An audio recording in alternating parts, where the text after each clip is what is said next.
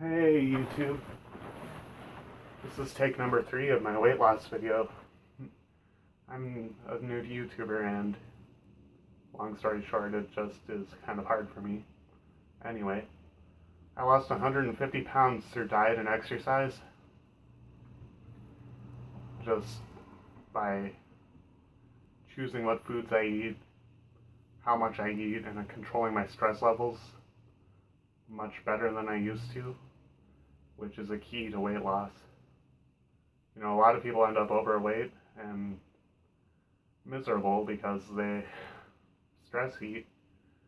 I mean, they get stressed out, they eat, they feel better for a while, but then they gain weight, they look in the mirror, they feel more stressed out, then they eat more. And it's a cycle that just kind of goes on, and once you reach a point of no return, as I kind of call it, you stop even looking at the scale and your weight just keeps going up and up and up. My maximum weight when I stopped looking at the scale was 340 pounds. That's 340 pounds. Just miserable. So I'm nervous and I rock a little bit when I'm nervous, but I'm going to keep that to a minimum in this video. And just keep describing. So I lost the weight at first by just eating less, consciously eating less, because I knew I was stress eating. And so I just decided not to eat as much, and I switched from diet soda to sugar soda, which surprisingly helped me lose weight because I'd be more satisfied when I drink a sugar soda. But, you know, it's not good for your teeth. I mean, it's not something I recommend. I'd recommend that a person switch from soda to coffee eventually. That's what I did. I started drinking black coffee every day, and that helped a lot. But ultimately what helped a lot was I went onto an Atkins-like diet. I stopped eating bread, I stopped eating noodles, I stopped eating potatoes. I used to eat a lot of potato chips. I stopped even drinking sugar soda. The only sugar I'd let myself have was apple cider. I don't know why I went with 5 there, but apple cider is allowable on a related diet that's for gut health. It's called the specific carbohydrate diet. It's for Crohn's disease, which I also have. And by the time Atkins gets to phase like 2 or 3, the diets are very similar. Just vegetables and meat and cheese and fruit and nuts, you know, a really simple, wholesome diet. And you don't eat when you're not hungry, you know. You wait till you actually feel hunger somewhere in your stomach, not when you're just like, I could go for some chips. And not when I could just, you know, I could go for something. No, it's like when I'm actually hungry, I need food. I don't even care what, because there's a burning sensation in my stomach, because I haven't eaten in a while. That's when you eat. And that if you do that, you're going to actually lose weight a lot better than if you don't. Because the body will tell you when your stomach's empty. You don't have to just fill it up with food every so often, just because it feels good to eat, which is what a lot of people do, even unconsciously. Where I was really conscious of it, I know that's actually kind of an exception, where people think they're hungry when they're not even feeling anything in their stomach. They just decide that hunger is the wanting to eat, and that's not the same thing. So, I have no idea how long this video's been on for. I'm just going to keep going for a little while. Right now I have another 40 pounds, up to 40 pounds that I want to lose. And it's going to be relatively difficult because it's the last 40 and it takes forever. And it's Christmas time and everyone wants you to eat, you know, Christmas food or stuff like that. And I'm gonna. But it's like the last time I'm going to be eating poorly for a while. And, you know, people make the excuse all the time, I will eat poorly for a week here and there.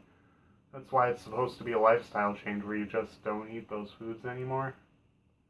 But in the modern world, it's really hard to do that. People always pressure you into eating things that aren't good for your weight, you know, because they think if you're skinny, that you're anorexic. And I'm not talking about actual anorexic people. I'm just talking about once you've been surrounded by a lot of people who are overweight, they think that you can be too skinny too easily, right? I'm kind of butchering that idea, but it basically is something they're not used to, is seeing actual skinny people and how they eat and stuff like that. And not to mention, once you've been morbidly obese, your body's going to want to hold on to fat more. You know, it's going to hold on to the calories you consume at a higher rate than if you'd never been obese, and that's no matter how long you've kept the weight off.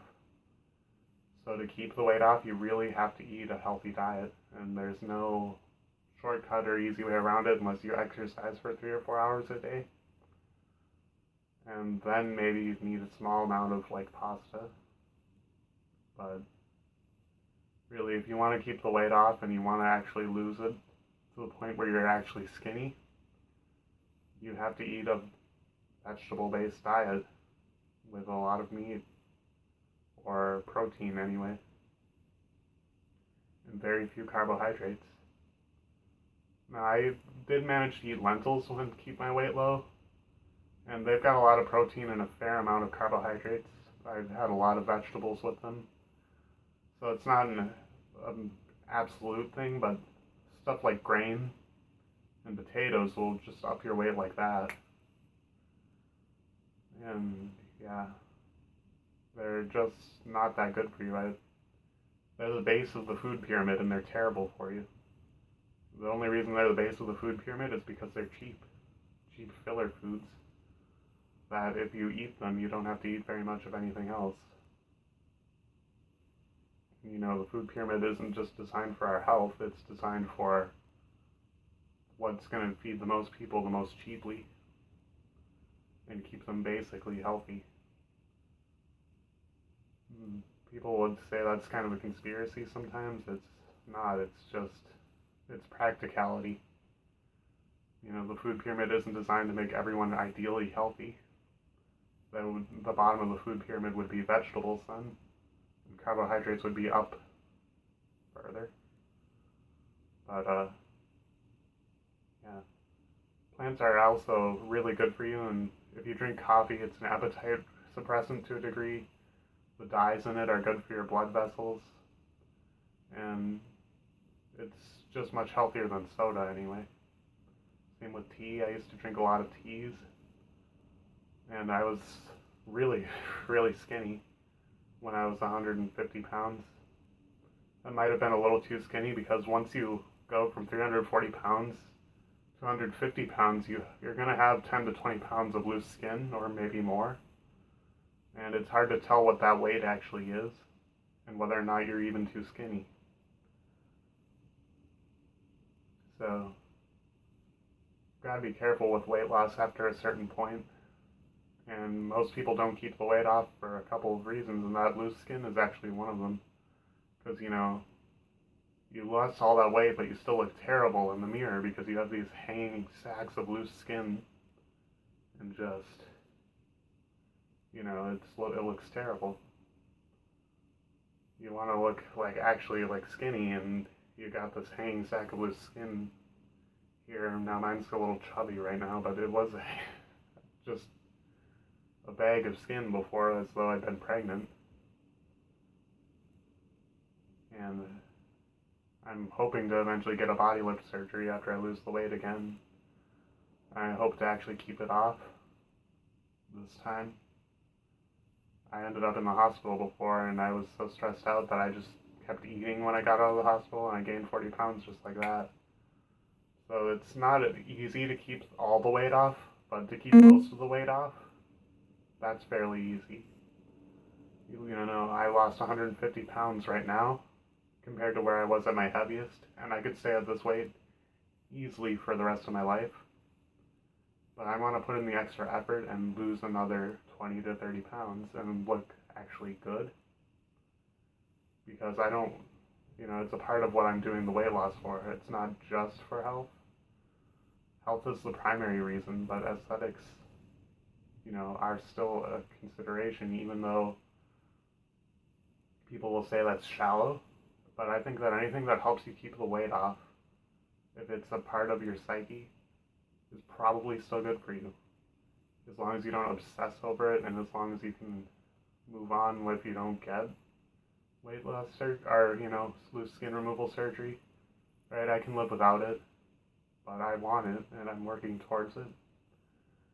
And psychologically, it would help me keep the weight off because I'd have more of a reason to not gain any weight because I'd have tight skin again and stuff like that.